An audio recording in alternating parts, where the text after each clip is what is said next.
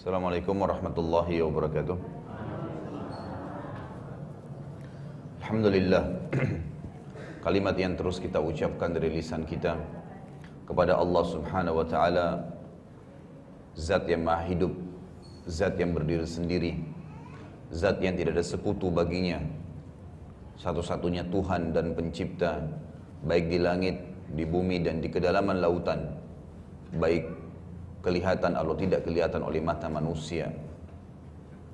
Juga kita panjatkan salawat dan taslim kepada Nabi besar Muhammad sallallahu alaihi wasallam, satu-satunya kiai, guru dan suri tauladan kita, sebagaimana Allah dan malaikatnya memberikan salam kepada beliau. Melanjutkan tema sirah, masuk ke fase baru peperangan Nabi sallallahu alaihi wasallam yang lain, Perang Khandaq atau dikenal dengan Perang Ahzab. Tepatnya Allah turunkan Al-Quran dan diberikan nama surah khusus, nama peperangan ini namanya Perang Ahzab atau Surah Al-Ahzab. Terjadi pada bulan Syawal tahun 5 Hijriah. Kita mulai dari peperangan ini sebabnya. Sebelum bahasan Perang Khandaq ini sudah panjang lebar kita jelaskan beberapa peperangan Nabi SAW dan bagaimana sebelum tahun 5 Hijriah ini Nabi kita Muhammad SAW gencar menyerang suku-suku yang berusaha atau ingin niat menyerang kota Madinah, serta mereka semua terkalahkan oleh Nabi SAW. Namun ada suku yang dendam sekali dengan Nabi SAW, dan memang dendam mereka ini bukan hanya karena dikeluarkan dari kota Madinah, tetapi dendam mereka ini dendam yang abadi, bukan untuk Nabi SAW saja, tapi untuk seluruh muslimin, dan terjadi sampai hari kiamat. Mereka adalah kaum Yahudi. Saya pernah jelaskan bahwasanya Yahudi ada 3 suku di Madinah. Ada suku Quraidah, Nadhir dan Qainuqa. Suku Quraidah dan Nadhir adalah 2 suku yang sudah diusir oleh Nabi SAW dari Madinah karena mereka telah berkhianat. Kalau yang Quraidah sudah pernah saya jelaskan, sebabnya karena ada seorang muslimah sahabiat yang belanja di pasar mereka lalu dipermalukan, disuruh buka cadarnya, sahabiat ini nggak mau. Kemudian salah satu anak muda Yahudi mencantolkan besi di baju sahabat ini sehingga pada saat dia berdiri sobeklah baju dan tersingkap auratnya. Maka seorang sahabat yang sempat lewat segera menghenuskan pedangnya dan membunuh Yahudi yang mempermalukan muslimah tadi, karena memang terbuka auratnya dan dipermalukan serta ditertawakan oleh orang-orang yang ada di pasar Yahudi itu. Maka sahabat yang sempat membunuh si Yahudi tadi ini dikeroyokin oleh orang-orang Yahudi di pasar sampai mati. Sahabiat yang dipermalukan tadi segera menuju ke masjid Nabi SAW lalu menceritakan kejadiannya. Maka Nabi SAW mengepung suku Quraidah dan akhirnya mengusir mereka keluar dari kota Madinah. Lalu menyusul suku yang kedua, suku Nadhir. Dan suku Nadhir ini pemimpinnya namanya Huyai bin Akhtab. Huyai bin Akhtab ini nanti akan sering namanya kita sebutkan. Huyai bin Akhtab juga dan sukunya diusir oleh Nabi SAW dari kota Madinah setelah mereka berusaha membunuh Nabi SAW. Waktu Nabi SAW sedang berada di pemukiman mereka, maka mereka sepakat untuk melemparkan batu dari atas rumah pada saat Nabi SAW sedang duduk di salah satu rumah pemukiman mereka. Dan akhirnya Jibril AS memberitahukan kepada Nabi SAW kejadian tersebut. Akhirnya Nabi SAW mengepung dan mengusir mereka juga dari kota Madinah. Pimpinannya namanya Huyai bin Akhtab, dan Huyai bin Akhtab ini adalah ayahnya Sofiyah. Sofiyah salah satu ummahatil mu'minin, salah satu istri Nabi SAW. Dan nanti akan panjang lebar kita ceritakan bagaimana Nabi SAW menikahi Sofiyah setelah terjadi perang Khaybar. Tapi sekarang kita masih bahas perang Khandaq. jauh sebelumnya. Huyai bin Akhtab pada saat itu mengajak tentu suku yang ketiga Qainuqa. Qainuqa ini masih ada di kota Madinah ya. Maaf, suku Quraidah yang masih ada di Madinah. Suku Qainuqa tadi saya keliru menyampaikan, yang mempermalukan muslimah di pasar itu namanya suku Qainuqa. Itu yang sudah dikeluarkan. Qainuqa sudah dikeluarkan dari Madinah, kemudian suku Nadhir menyusul, tinggal suku Quraidah. Suku Quraidah ini nanti yang punya bahasan khusus di perang Khandaq, dan bagaimana nanti setelah membahas perang Khandaq insyaallah pertemuan akan datang kita akan bahas tentang bagaimana suku Quraidah ini diusir oleh Nabi SAW juga dari kota Madinah karena pengkhianatan mereka. Yang kita ingin titik beratkan adalah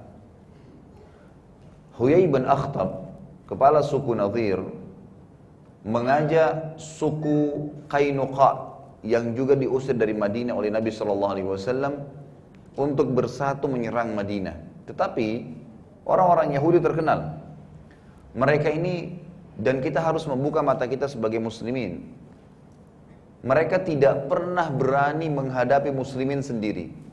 Selalu harus didukung oleh banyak orang-orang lain yang memang bukan seagama dengan mereka, tetapi mungkin dibayar, mungkin diajak negosiasi, mungkin memang punya permusuhan dengan Nabi SAW, dengan kaum muslimin. Maka Huyai bin Akhtab pun mendatangi beberapa suku-suku Arab yang memang telah dikalahkan oleh Nabi SAW. Seperti misalnya suku Ghatafan. Suku Ghatafan ini suku yang sangat besar dan memiliki kekuatan militer, tapi waktu mereka ingin menyerang Madinah, sempat kita sebutkan di pertemuan yang lalu bagaimana Nabi SAW menyerang tiba-tiba pemukiman mereka, akhirnya mereka kocar-kacir dan tidak bisa atau tidak jadi menyerang kota Madinah. Huyai bin Akhtab mendatangi suku Ghatafan dan mengatakan, kami telah diusir dari Madinah, ini juga kepala sukunya Qainuqa juga sepakat dengan saya untuk menyerang Madinah, tapi kami tidak bisa, tidak mampu kalau sendiri. Maka kalian pun telah dipermalukan oleh Muhammad, wahai suku Ghatafan, kalau begitu ayo sama-sama kita menyerang Madinah. Maka akhirnya mereka pun setuju. Lalu orang Yahudi tidak cukup mengajak Ghatafan, mereka keliling hampir seluruh jazirah Arab. Dan beberapa pemimpin mereka, selain Huyai bin Akhtab, ada Salam bin Mishkam, ada Kinana bin Abi al-Huqaiq, dan juga ada Hawdha bin Qais. Didukung dengan salah satu munafik di Madinah yang pernah juga kita sebutkan namanya pada saat membahas perang Uhud. Dialah yang membuat lubang-lubang sehingga membuat di lokasi perang dan membuat Nabi SAW sempat jatuh, namanya Abu Amir al-Fasiq. Mereka semua sepakat mengelilingi jazirah Arab dan mengajak suku-suku Arab untuk menyerang kota Madinah. Termasuk suku yang diajak yang lain adalah suku Salim. Kemudian puncaknya adalah mereka mendatangi Quraisy di Mekah.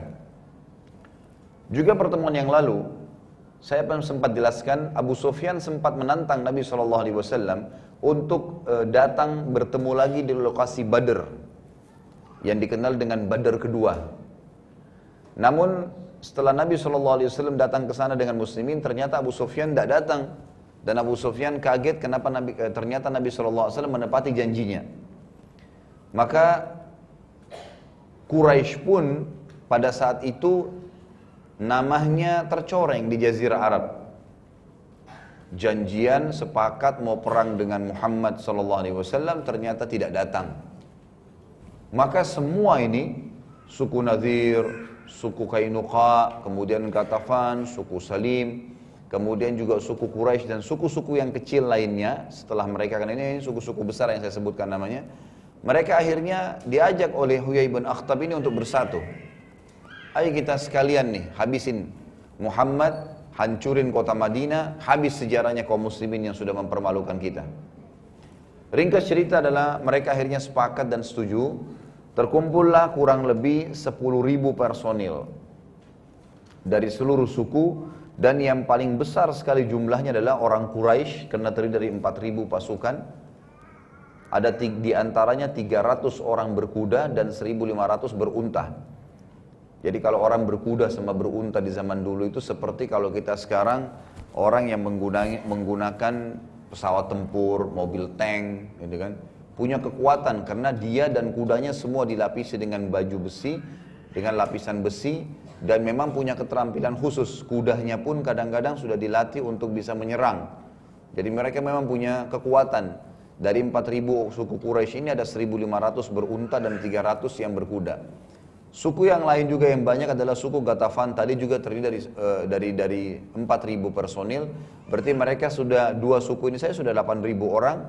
Kemudian sisanya ditambah dengan orang Yahudi, ya, yang mereka bergabung dengan suku-suku Arab yang lain sehingga terakumulasilah menjadi 10.000 orang. Dan Allah Subhanahu wa taala karena mereka ini semuanya bersatu, kelompok atau suku ini, maka Allah istilahkan mereka dengan Ahzab. Surah nomor 33 dalam Al-Quran, Allah menyebutkan tentang mereka ini. Ahzab jamak daripada hizib yang berarti kelompok-kelompok, yang Ahzab berarti banyak, bersatu mereka. Orang-orang Yahudi di sini sebelum jauh menjelaskan masalah perang Khandaq, kaum muslimin harus bisa membuka matanya, terutama kita mungkin yang mempelajari ini dan mungkin seluruh saudara-saudara kita muslimin yang menyaksikan nanti acara ini mungkin via YouTube ataupun di web saya. Harus kita sadari bahwasanya orang-orang Yahudi ini memang sudah diabadikan dalam Al-Quran kalau mereka itu memusuhi kaum muslimin tanpa alasan. Alasannya tidak jelas. Di awal dulu pertemuan sirah saya jelaskan. Alasan kalau ditanya kenapa kalian musuh umat Islam? Bukankah mereka menyembah Allah? Bukankah kalian juga mengaku ada Tuhan namanya Allah? Mereka pasti menjawab iya. Lalu apa alasannya? Kenapa kalian membenci muslimin? Untuk apa diperangin? Bukankah kalian tahu Muhammad? Sampai sekarang orang Yahudi kalau ditanya, bukankah kalian tahu Muhammad itu Nabi? Kalau mereka jujur menjawab, mereka mengatakan iya. Karena mereka dapatkan dalam kitab mereka itu. Bahkan Allah Subhanahu wa taala mengatakan dalam Al-Quran, A'udzu billahi minasyaitonir rajim, ya'rifunahu kama ya'rifuna abna'ahum. Mereka sangat mengenal Nabi Muhammad SAW itu sebagaimana mereka mengenal anak-anak mereka sendiri. Bagaimana sih kalau kita orang tua tahu anak kita?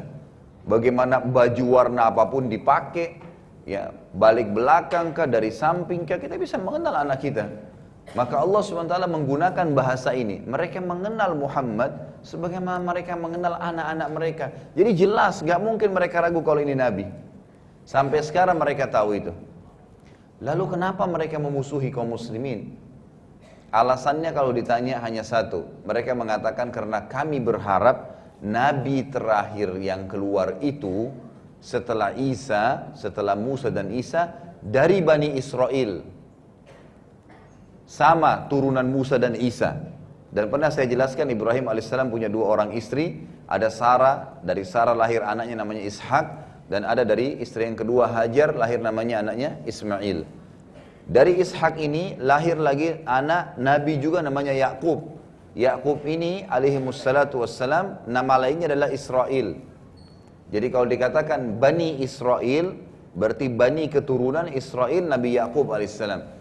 Nabi Yakub ini punya anak lagi namanya Yusuf. Terus keturunan nabi-nabi datang dikenal dengan nabi-nabi Bani Israel.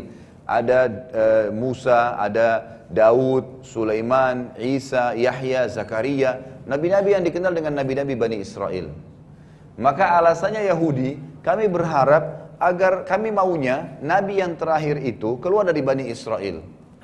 Tapi masalahnya yang mengutus nabi ini siapa? Allah Subhanahu wa taala. Bagaimana bisa manusia mengatur, gitu kan? Enggak mungkin kita mengatur Allah Subhanahu wa taala. Sistem yang Allah sudah ciptakan dan apapun yang Allah inginkan, yaf'alu ma yasha.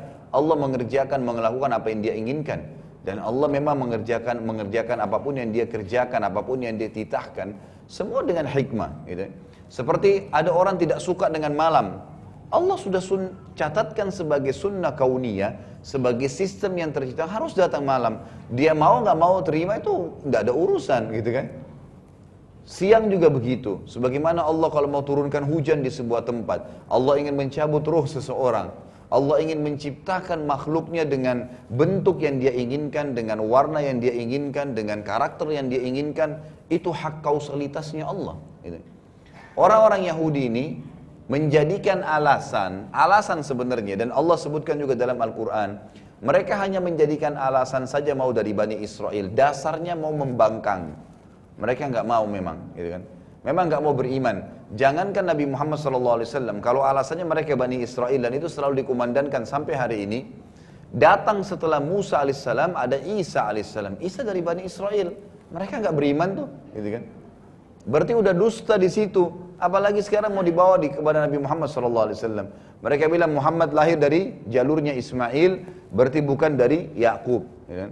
Padahal sama-sama Ismail anaknya Ibrahim alaihissalam. Cuma alasan lagi ditambah supaya menguatkan secara histori, tapi ini keliru. Mereka mengatakan kan Ismail itu ibunya Hajar. Hajar itu kan bekas budaknya Sarah gitu. Hanya karena alasan itu, fanatisme keturunan, dan ini tidak benar sebenarnya. Ini tidak masuk dalam, baik secara akal, secara ilmiah, secara hukum syariat nggak mungkin terjadi. Tapi ini yang terjadi.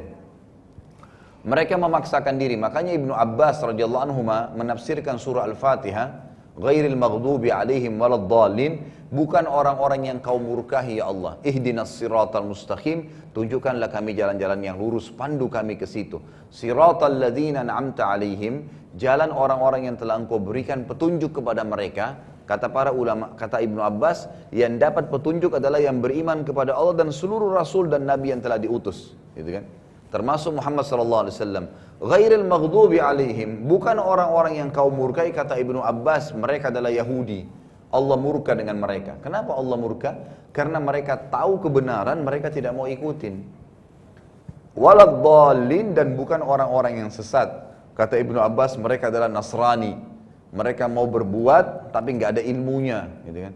Sampai mereka mengatakan Isa anak Tuhan, ya kan? Dan seterusnya seperti mana keyakinan-keyakinan mereka.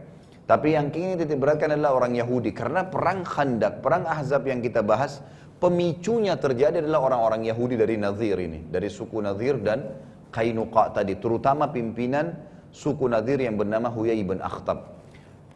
Allah Subhanahu wa taala juga menyebutkan dalam Al-Qur'an, a'udzubillahi minasyaitonir rajim, la tajidanna ashaddan nasi adawatan lil ladzina amanu al-yahuda wal ladzina asyraku. Al-ayat. Kalian akan temukan orang-orang yang paling benci dengan orang-orang yang beriman, kaum muslimin, ya, adalah orang-orang Yahudi dan orang-orang musyrik, gitu kan. Jadi di sini Yahudi memang disebutkan keabadian daripada permusuhan mereka. Bahkan hadis-hadis Nabi SAW yang menyebutkan tentang keluarnya Dajjal, itu disebutkan oleh Nabi SAW akan keluar Dajjal dari sebuah perkampungan di Khurasan, Iran sekarang, yang bernama Yahudiyah. Jadi kota Yahudi gitu kan, yang diikuti dengan 70.000 orang Yahudi. Jadi orang Yahudi tahu Dajjal itu disebutkan oleh Nabi Musa alaihissalam, disebutkan oleh Nabi Isa alaihissalam. Siapa Dajjal itu? Orang yang akan keluar menjadi perusak di muka bumi. Dan itu tanda-tanda hari kiamat. Sebagaimana sabda Nabi SAW dalam hadis Bukhari Muslim, tidak ada seorang Nabi pun kecuali sudah menyampaikan, mengingatkan kaumnya tentang Dajjal. Tapi subhanallah, orang-orang Yahudi justru menjadi pengikutnya Dajjal. Bukan menjadi pengikut Nabi Muhammad SAW, bukan menjadi pengikut Nabi Isa AS, tapi justru menjadi pengikut Dajjal. Maka kata Nabi SAW akan keluar bersama Dajjal 70.000 Yahudi dari wilayah Khurasan, gitu kan. Kemudian juga nanti pada saat Dajjal sudah dibunuh oleh Nabi Isa AS di Palestina, tentu ini ada bahasan sendiri tentang tanda-tanda hari kiamat. Tapi jelas saya ringkaskan, maka kata Nabi SAW waktu Dajjal terbunuh, seluruh pasukan Dajjal dari kaum Yahudi menyebar. Sampai-sampai mereka ada yang sembunyi di bawah pohon dan di atas batu. Artinya mereka menyamar, seakan-akan mereka masyarakat bukannya orang Yahudi. Lalu batu dan pohon itu akan berbicara, berkata kepada setiap muslim waktu itu, wahai muslim, ini Yahudi, bunuhlah dia. Batu dan pohon berbicara kepada kita pada saat itu. Jadi kita harus faham dan membuka mata kita, kalau orang-orang Yahudi ini luar biasa memang permusuhannya. Luar biasa. Dan ini terbukti secara historis, secara sejarah. Jadi kita harus bisa membuka mata kita di sini. Kita lihat misalnya di Palestina sekarang, tidak ada alasan, nggak ada alasan sama sekali secara sejarah, gitu kan? Juga secara ilmu pengetahuan, secara kehidupan sosial, mereka datang merampas negaranya orang. Tapi mereka lakukan itu. Cuma seperti perang Khandaq yang akan kita bahas ini, orang-orang Yahudi pengecut, mereka tidak berani sendirian. Mereka mengajak negara-negara yang lain dengan cara, salah satu strateginya mereka menyebarkan anak-anak muda mereka yang cerdas, belajar di setiap negara-negara, di Eropa, di Amerika, hampir seluruh dunia, itu ada orang Yahudi yang disebar, kemudian nanti mereka menjadi pengusaha, menjadi orang-orang yang berpengaruh di negara tersebut dengan mengambil warga negara, baik di Amerika, baik di Eropa, kemudian setelah itu mereka dengan kekuatan ekonomi yang mereka pegang dan kekuatan politik yang memang sudah diatur, dirancang sekian puluh tahun, per 50 tahun, program Yahudi di buku protokol itu, protokol Yahud, panduan Yahudi itu, per 50 tahun program mereka itu, 50 tahun, 50 tahun. Kita orang Islam nggak pernah berpikir 50 tahun ke depan mau ngapain nih. Mereka sudah punya strategi 50 tahun, sudah ditarget kader akan jadi begini, akan jadi begini. Jadi mereka masuk ke semua lini kehidupan yang berpengaruh di pemerintahan. Sehingga akhirnya negara-negara besar itu ternyata sampai pada tingkat presiden mereka orang Yahudi, menteri-menteri mereka orang Yahudi, pedagang-pedagang mereka orang Yahudi, sehingga menguasai negara-negara ini dan akhirnya membackup sekarang negara yang mereka dirikan di tengah-tengah Palestina ini. Pada saat semua sudah sepakat untuk menyerang Madinah, maka orang-orang Yahudi ini bermain lagi di belakang layar. Mereka tidak tampil sebagai pemimpin pada saat itu. Ini karena pengecutnya, mereka sengaja melihat siapa yang paling besar pasukannya. Ditemukan Quraisy dan Qadafan. Tapi yang lebih berani lagi, yang permusuhannya lebih besar terhadap kaum muslimin, terutama Nabi SAW, adalah orang-orang Quraisy. Ya, karena memang mereka tadinya ribut dengan Nabi SAW di Mekah gitu kan. Dan mereka sudah sempat ya menyiksa kaum muslimin. Mereka punya keberanian ekstra lah. Karena memang mereka anggap ini orang-orang dari kampungnya, dari kotanya gitu. Maka mereka pun berkata, kami akan tunjuk Quraisy sebagai pemimpin. Kemudian orang-orang Yahudi ini membayar hasil daripada perkebunan Khaybar. Perkebunan Khaybar ini kebun mereka kepada orang-orang Quraisy agar mau jadi pemimpin itu selama 1 tahun. Pokoknya hasil perkebunan kami, hasil negara kami lah kalau sekarang ya, itu selama 1 tahun punya kalian, Quraisy punya, silakan kami store, upeti, yang penting mau jadi pemimpin, gitu kan. Maka Quraisy pun setuju dan Quraisy menunjuk waktu itu Abu Sufyan sebagai pemimpin mereka. Abu Sufyan sempat bertanya kepada orang-orang Yahudi ini, Huyai bin Akhtab dan teman-temannya tadi, berkata, wahai kaum Yahudi, kalian ahli kitab, orang-orang yang mengaku punya kitab dari langit. Yang kami ingin tanyakan, agama kami kah lebih baik atau agamanya Muhammad? Perhatikan ya, orang-orang musyrik Mekah penyembah berhala.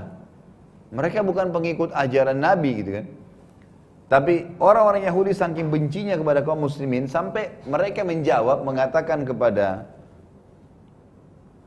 Abu Sufyan dan teman-temannya, agama kalian lebih baik. Artinya menyembah berhala lebih baik daripada menyembah Allah, gitu kan. Sampai pada tingkat seperti itu. Maka orang-orang kafir pun bertambah semangat, menganggap mereka dalam keadaan benar. Ringkas cerita, ada suku Arab yang sempat lewat dan melihat perkumpulan pasukan Ahzab ini di Mekah. Jadi seluruh pasukan disepakati untuk datang ke Mekah, kemudian dari Mekah mereka menyerang Madinah. Ada di antara mereka yang sempat melaporkan berita tersebut kepada Nabi SAW, dan juga Nabi SAW memiliki beberapa orang mata-mata. Dan sudah kita sebutkan di beberapa peperangan Nabi SAW yang lain, Badr, Uhud yang sebelumnya, kemudian Hamrat Asad, ya, Badr Kubra, ya, Badr Thani, ya, Badr yang kedua, itu selalu Nabi SAW punya mata-mata. Dan Nabi SAW juga mendapatkan informasi kalau mereka akan datang. Waktu itu kebetulan keadaan Madinah, kota Madinah itu tidak bisa, belum bisa mengeluarkan pasukan yang bisa menyerang jumlah 10.000 pasukan yang akan menyerang ini. Dan Berita yang sampai kepada Nabi SAW bahwasanya Ahzab ini akan datang menyerang Madinah, itu setelah pasukan di Mekah sudah mulai berkumpul. Artinya waktu sangat sempit nih. Gitu kan. Maka Nabi SAW bermusyawarah dengan beberapa sahabat, bagaimana pendapat kalian? Apakah kita bertahan di Madinah? Apakah kita keluar? Atau ada ide lain? Gitu kan.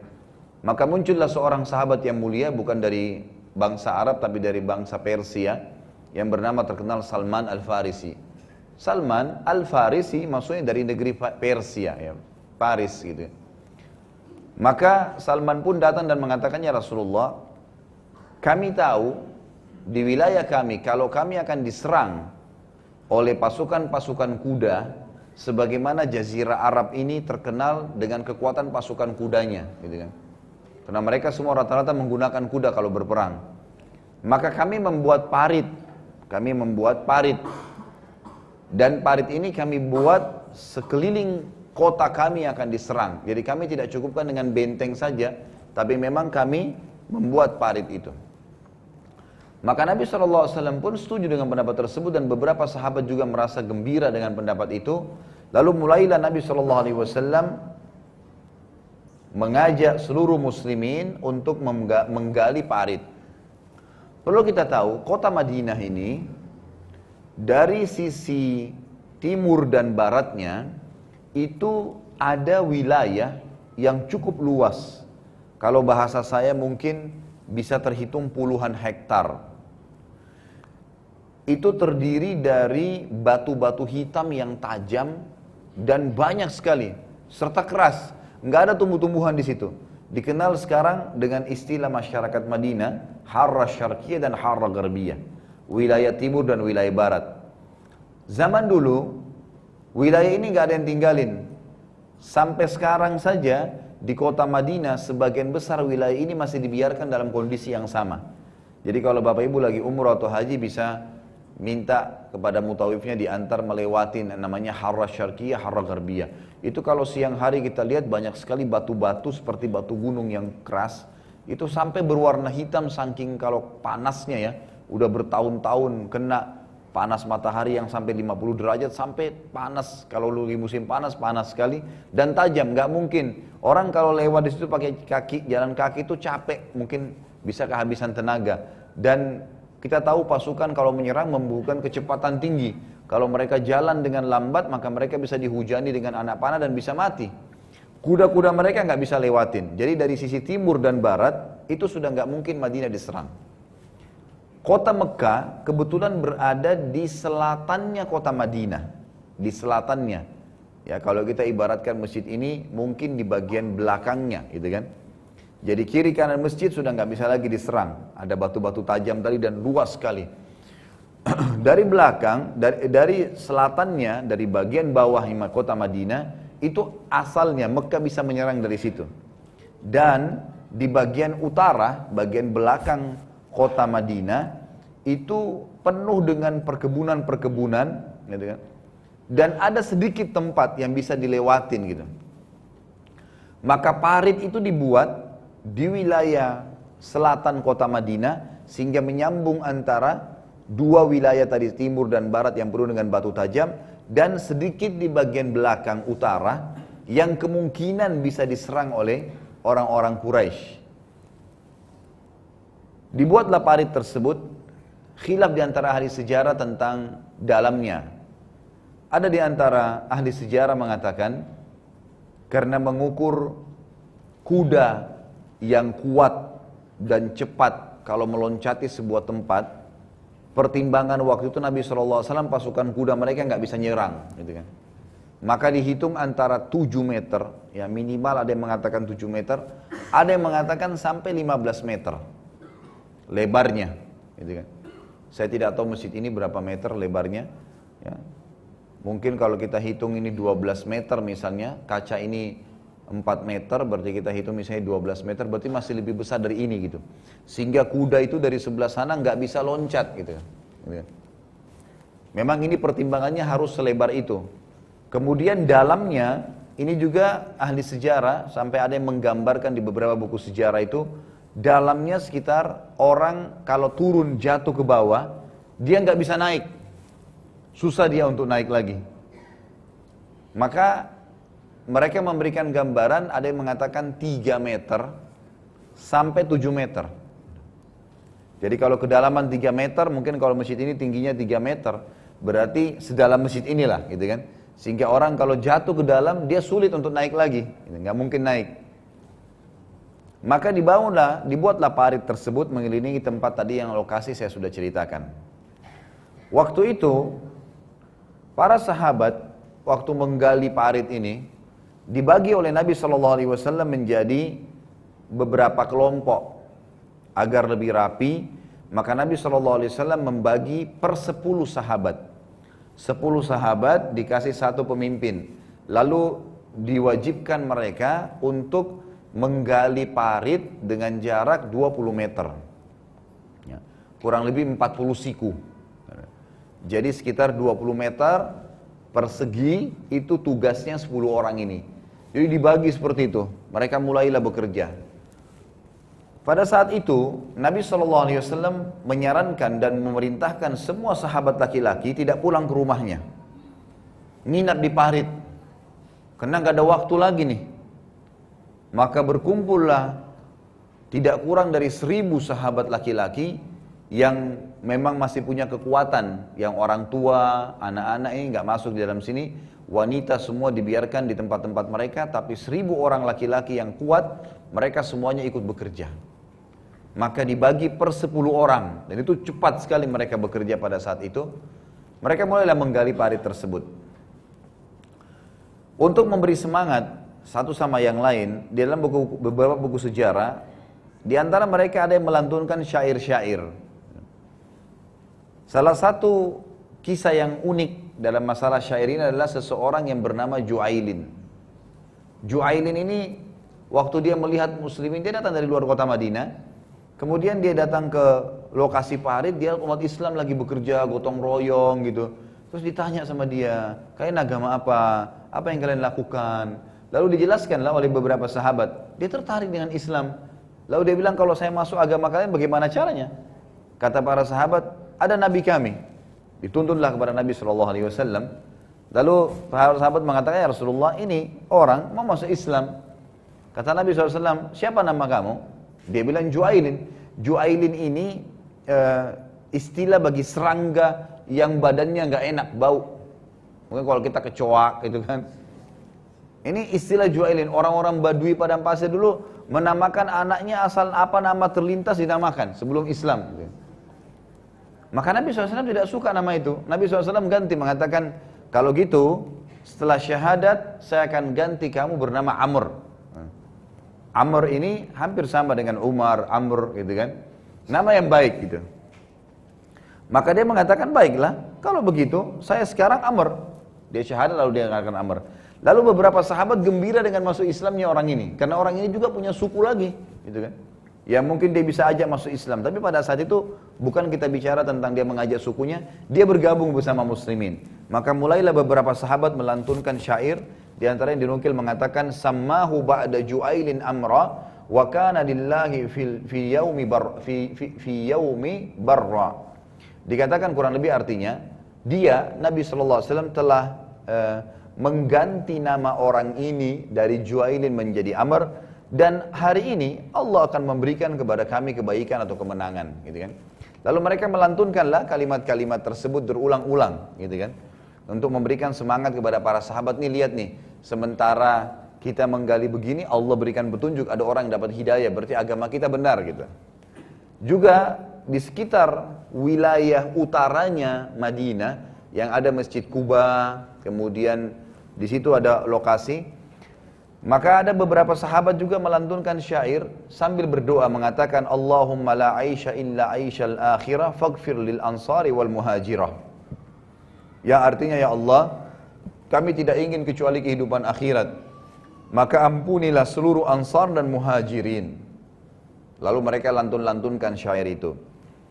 Abdullah bin Rawaha, seorang sahabat Nabi yang mulia radhiyallahu anhu, melantunkan kalimat-kalimat yang juga tidak kalah memberikan semangat. Dia mengatakan, wallahi laulallahu lamahtadaina wala tasaddaqna wala sallaina fa'anzilis sakinata alaina wa thabbitil aqdama idal taqaina. Kurang lebih artinya dia mengatakan, demi Allah, kalau bukan karena Allah, maka kami tidak akan pernah mendapatkan hidayah, petunjuk. Kami tidak akan tahu tentang agama ini. Juga kami tidak akan pernah mengenal dan mengamalkan sedekah, membantu orang, juga sholat. Maka kami mohon kepadamu ya Allah, setelah kami beriman ini, turunkanlah pada kami ketenangan jiwa dan kemenangan bila kami bertemu dengan musuh. Terus saja para sahabat berusaha untuk saling memotivasi satu sama yang lain. Karena tadi saya bilang per 10 orang gali, ada orang yang lebih cepat turun ke bawah. Karena ini kalau sudah turun, ya mereka gali, maka mereka jarang keluar ke atas. Nanti diantarin makanan ke situ, mereka di situ nginap di situ, ya mereka buat posko-posko di situ. Orang-orang munafik di kota Madinah sempat juga ikut menggali khandak, gitu kan? Karena mereka mengaku muslimin dan diizinkan oleh Nabi SAW. Tapi orang-orang munafik ini sering keluar tiba-tiba, pulang tanpa minta izin. Sementara Nabi SAW mengeluarkan juga instruksi siapa yang mau tinggalkan parit, harus pamit, sampaikan mau kemana. Mau ke rumahnya. Ini sekaligus strategi perang, jangan sampai nanti ada yang keluar lalu melaporkan kepada pasukan Quraisy. Karena orang-orang Quraisy ini sama pasukan Ahzab belum tahu nih ada penggalian parit. Dan mereka sudah mulai mau bergerak dari Mekah menuju ke Madinah. Tentu zaman dulu, kalau pasukan besar, kalau satu orang bisa melakukan perjalanan 3-4 hari kecepatan kuda sendirian. Tapi kalau pasukan ini, pasukan besar gitu kan, butuh sekitar 2 mingguan baru bisa sampai ke Madinah. Karena mereka pasti mampir, mereka menunggu, harus dikontrol pasukan itu. Orang-orang munafik ini ada di antara mereka yang sempat meninggalkan khandak, parit dengan tidak pamit gitu kan. Bahkan ada di antara mereka yang sempat pamit dan mengatakan, wahai Rasulullah, rumah-rumah kami aurat. Maksudnya rumah kami aurat itu dalam Al-Quran dikatakan inna buyutana aurah, mereka bilang. Aurat ini maksudnya kami takut nanti kalau kami tinggalkan istri anak kami, tiba-tiba ada yang serang, akhirnya mereka terbunuh. Maka mereka pun pamit dengan Nabi, kami gak bisa ikut gali parit nih. Maka Nabi SAW dalam buku-buku sejarah mengizinkan mereka, ya sudahlah, pulang aja, gak apa-apa. Karena memang mereka tidak bermanfaat bagi kaum muslimin. Mereka hanya bikin kacau nanti, gitu kan. Ada beberapa mukjizat Nabi SAW yang terjadi di Khandak ini. Namun sebelum saya ceritakan kisah-kisah yang menarik dari mukjizat Nabi SAW di parit, gitu kan, perlu kita tahu, dan sekarang subhanallah kita jadi bisa tahu yang pada saat itu mungkin tidak semua sahabat menangkapnya gitu. Nabi SAW berfungsi sebagai utusan Allah Subhanahu Wa Taala, ini disepakati oleh seluruh kaum muslimin. Namun tidak semua orang memahami Nabi SAW bisa pada saat kita sedang menghadapi masalah apapun langsung sampaikan ke Nabi, Nabi bisa langsung dapat petunjuk gitu. Artinya ini poin ini tidak semua orang langsung memahaminya gitu. Makanya ada di antara sahabat mencoba berusaha gitu kan, dan mereka tidak mengeluhkan pada Nabi SAW. Tapi ada di antara sahabat yang mengeluhkan langsung dan Nabi SAW berdoa langsung diterima oleh Allah Subhanahu Wa Taala. Ada juga yang ini kita ingin titik beratkan, ada di antara sahabat yang niatnya baik, kemudian terbukti dengan kebesaran Allah, Allah berikan kemudahan di tangan Nabinya Muhammad SAW untuk memenuhi kebutuhan para sahabatnya. Kita lihat misalnya ada kisah Jabir bin Abdullah radhiyallahu anhuma, dia dengan ayahnya sempat menjadi sahabat, tapi Jabir yang terkenal. Ini kisah makanan Jabir. Pada saat itu dalam hadis Bukhari disebutkan, kaum muslimin lagi sibuk memecah-mecahkan atau menggali parit. Mereka sempat mendapatkan ada satu batu yang besar sekali. Dan batu itu sulit untuk dipecahin oleh mereka. Mereka berusaha coba untuk memukulnya. Mereka sudah saling melapor, saling memanggil satu sama yang lain. Ayo nih, bantu. Dari lubang yang sebelah datang ke sini, bantu pecahin, gak bisa. Beberapa orang datang, gak bisa. Sampai ada alat-alat yang mereka pakai, itu kan dari kampak, dari alat-alat, mungkin kalau kita sekarang seperti linggis, itu dipakai, ada yang rusak, gak bisa, saking kerasnya batu itu. Lalu Jabir bin Abdullah berkata, kami lalu melaporkan hal tersebut kepada Nabi SAW. Maka Nabi SAW pun datang. Nabi SAW pun datang, lalu kemudian sempat memerintahkan agar batu itu disiram dengan air, lalu beliau memukul sendiri dengan tangan beliau dengan pukulan yang sangat keras. Nanti akan saya jelaskan, karena salah satu mukjizat Nabi SAW juga adalah pecahnya batu itu. Dan nanti akan ada hal-hal yang diperlihatkan oleh Allah Subhanahu Wa Taala. Tapi saya ingin diberatkan dulu tentang kisah makanannya Jabir radhiyallahu anhu. Jabir berkata radhiyallahu anhu, waktu Nabi SAW mengangkat kampaknya dan akan menghantam batu tersebut dengan kuat sehingga batu itu pecah dan mengeluarkan cahaya, saya sempat melihat di perut Nabi SAW waktu diangkat, beliau kan pakai izar dan rida. Kalau kita sekarang seperti baju ihram ya gitu. Jadi kalau diangkat tangan dengan tinggi, biasanya yang bagian atas terangkat, perutnya kelihatan. Perut Nabi SAW sempat terlihat oleh Jabir radhiyallahu anhu. Kemudian dia melihat di perut Nabi SAW ada 3 buah batu yang lagi diikat dengan tali dan dililit dengan kuat, gitu kan? Ini biasanya cara untuk mengurangi rasa lapar. Karena ternyata pada saat itu sudah 3 hari di parit itu tidak ada makanan, nggak ada makanan. Dan memang seluruh orang di Madinah ini lagi ketakutan, gitu kan? Perempuan-perempuan mereka pun tidak, bahkan sampai saking takutnya, khawatir, mereka tidak sempat masak. Jadi mereka cuma mengandalkan siapa saja yang punya makanan, ada kurma, makanan-makanan yang sudah jadi, itu dibagi baru mereka makan gitu. Waktu itu sudah 3 hari nggak ada makanan. Sampai sini ditahan dulu riwayatnya. Ada riwayat yang kedua menyebutkan, telah datang kepada Nabi SAW 2 orang sahabat yang mengatakan, ya Rasulullah, lapar luar biasa nih.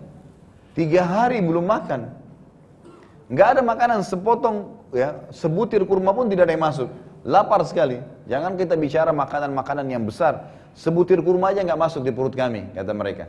Lalu mereka mengangkat baju mereka memperlihatkan, ternyata di perut mereka ini masing-masing sudah ada 2 buah batu yang diikat dengan tali, ditarik. Gitu kan? Lihat ya Rasulullah. Dalam riwayatnya dikatakan Nabi SAW nggak jawab, cuma senyum, angkat bajunya. Ada 3 batu. Gitu kan? Artinya kalian baru 2, saya sudah 3 batu ini. Enggak dijawab oleh Nabi SAW, cuma dilihatin begitu. Ini riwayat yang lain ya. Jadi ada 2 versi riwayat. Riwayat yang pertama memang Jabir menyaksikan. Riwayat yang kedua, memang ada sahabat yang mengeluh gitu kan. Nah pada saat Nabi SAW melihatkan perutnya, Jabir sempat melihat. Waktu tadi sahabat mengeluh ini dilihat. Lalu Jabir radhiyallahu anhu berkata, saya merasa prihatin dengan keadaan Nabi SAW. Ini luar biasa nih, sampai pada tingkat ini. Nggak boleh saya tinggal diam nih. Lalu kemudian Jabir pun mengatakan, ya Rasulullah izinkan saya pulang ke keluarga saya. Dan ini syarat ya. Semua sahabat kalau mau pulang pamit dengan Nabi SAW pada saat itu. Kalau enggak mereka harus nginap, nggak boleh. Dan ini hukum pada saat itu. Maka Jabir pun diizinkan, dia pulang ke rumahnya. Pada saat dia tiba di rumahnya dia mengatakan, wahai istriku, saya sudah melihat sesuatu dari Nabi SAW yang menyedihkan sekali. Kata istrinya, memang apa yang kau lihat Jabir? Dia bilang, saya melihat Nabi SAW saking laparnya, mengikat 3 batu di perutnya. Apa kau nggak punya makanan? Kata istrinya, terakhir makanan kita nih, sudah nggak ada lagi. Saya juga nggak tahu harus dapat dari mana lagi. 1 sa' gandum. 1 sa' ini mungkin kurang lebih ukurannya khilaf di antara ahli-ahli sejarah masalah ukuran sa' ya. Ada yang katakan 2,5 kilo, ada yang mengatakan 5 kilo, ada yang mengatakan 7,5 kilo. Ringkas cerita adalah 1 sa' pada saat itu ukurannya mungkin untuk makan roti sekeluarga lah gitu kan. Dia mengatakan saya punya 1 sa' gandum, ini sisa simpanan makanan kita, nggak ada lagi yang lain. Karena Jabir lagi sibuk di parit dan selama ini Jabir yang bekerja gitu kan, mendapatkan hasil untuk rumahnya. Sekarang dia kerja di parit dan parit ini digali. Ahli sejarah juga mengatakan, ada yang mengatakan sebulan, ada yang mengatakan 2 minggu penggalian tersebut. Kita ambil waktu yang paling pendek aja 2 minggu misalnya penggalian. Jadi 2 minggu gak bekerja. Sementara setiap hari hasil Jabir kalau diantar itu yang dimakan oleh keluarganya. Jadi dia bilang tinggal 1 sa' gandum, gak ada lagi nih. Dan ada 1 lagi, ada kambing kecil di sebelah rumah nih. Ini kambing kamu ingat? Kalau kamu mau, 1 sa' gandum ini saya buatin adonan roti. Kemudian kambing kecil kamu itu kamu sembelih, saya buatin marak. Lalu undanglah Nabi SAW dengan 3 sampai 4 saja sahabatnya. Kata Jabir, baiklah, pemikiran yang bagus gitu kan. Lalu kemudian disembelihlah kambing tersebut. Ringkas cerita dibersihkan, dimasak oleh istrinya Jabir, adonan gandum tadi dibuat adonan supaya siap untuk jadi roti gitu kan. Setelah selesai, maraknya sudah dimasak, satu panci, satu ekor kambing kecil tadi dengan satu sak gandum. Lalu istrinya berkata, wahai Jabir, tolong jangan permalukan saya di hadapan Nabi SAW. Kalau kamu kesana nanti kembali ke parit, sampaikan ke Nabi SAW agar datang beliau dengan 3 maksimal 4 orang saja. Artinya makanan ini cukup buat mereka dan mungkin kalau ada lebihnya, saya dan anak saya pun mau makan, gak ada lagi makanan nih. Kata Jabir, baiklah. Yang terjadi, Jabir pun kembali ke parit. Lalu mendekati Nabi SAW dan membisikkan di kuping Nabi SAW. Membisik mengatakan, ya Rasulullah. Bahasa Arabnya gini, ya Rasulullah, ladayya tu'ayyim. Tu'ayyim ini maksudnya saya punya, tu'ayyim ini ismu tasghir namanya. Dalam bahasa Arab itu ada retorika kalau ingin mengecilkan sebuah benda karena jumlahnya lebih sedikit atau mungkin posternya kecil, maka diperkecil, yang namanya ismu tasghir. Misal bahasa Arabnya makanan to'am gitu kan. To'am itu berarti makanan, bisa banyak gitu. Lalu Jabir ingin membisikkan Nabi SAW untuk memberikan gambaran nih, kalau makanan saya ada sedikit gitu kan. Beliau tidak mau semua sahabat dengar, ini orang lagi kelaparan 3 hari gitu kan. Jadi beliau sempat bilang, ya Rasulullah, ladayya tu'ayyim. Wahai Rasulnya Allah, saya punya sedikit makanan. Datanglah anda dengan 3 sampai 4 orang teman anda gitu. Nabi SAW mengatakan, apa yang kau siapkan Jabir? Kata Jabir, 1 sak gandum dengan 1 kambing kecil yang dibuat marak oleh istri saya. Kata Nabi SAW, banyak dan insya Allah berkah gitu kan. Dan ini sebelum saya lanjutkan kisah Bapak Ibu sekalian, ini yang tadi saya titik beratkan, saya bilang, ada di antara sahabat yang berusaha mau berbuat baik, lalu Allah berkahi melalui tangan Nabinya Muhammad SAW, gitu kan? Jadi Jabir ini tadi kena niatnya baik, maka perhatikan bagaimana Allah berkahi nih. Tiba-tiba Nabi SAW cari batu yang tinggi, yang orang-orang di parit bisa melihat beliau, lalu beliau teriak mengatakan, wahai muhajirin dan ansar, semuanya, kalian diundang oleh Jabir makan. Bayangkan nih kita kalau di posisi Jabir nih gitu kan. Semuanya diundang gitu. Dan pada saat itu, perlu saya garis bawahi tadi, orang kelaparan nih memang gitu kan. Maka Jabir mengatakan, hah? Gitu kan. Semua muhajirin dan ansar. Kata Nabi SAW, iya wahai Jabir, pulanglah. Jangan kau sentuh makanan itu sampai saya datang, gitu kan. Jabir ini posisinya terpontang-panting lari pulang, gitu kan. Ini orang akan datang semua, gitu kan. Dan waktu itu jumlahnya 1000 orang. Ini bukan main-main ini. Jabir pulang, lalu teriak-teriak di depan rumahnya, wahai istriku, keluarlah, gitu. Istrinya buka pintu, ada apa Jabir kau teriak-teriak? Dia bilang kita sudah dipermalukan, gitu. Kata istrinya, kenapa? Rasulullah SAW mengundang seluruh muhajirin dan ansar makan di rumah kita nih. Maka kata istrinya, kan saya sudah pesan sama kamu, jangan undang kecuali 3 sampai 4 orang saja. Kata Jabir, saya sudah bilang begitu. Bahkan saya sudah bisikkan Nabi SAW, ini perilaku Nabi, naik di batu teriak undang semuanya. Tapi waktu itu subhanallah, istrinya Jabir cerdas. Dan ini juga didukung dengan keimanan ya. Kata istri Jabir, apakah Nabi SAW tahu kondisi makanan kita? Iya, kata Jabir. Saya sudah ceritakan 1 sak gandum dengan 1 ekor kambing kecil. Apa pesan Nabi SAW? Kata istrinya.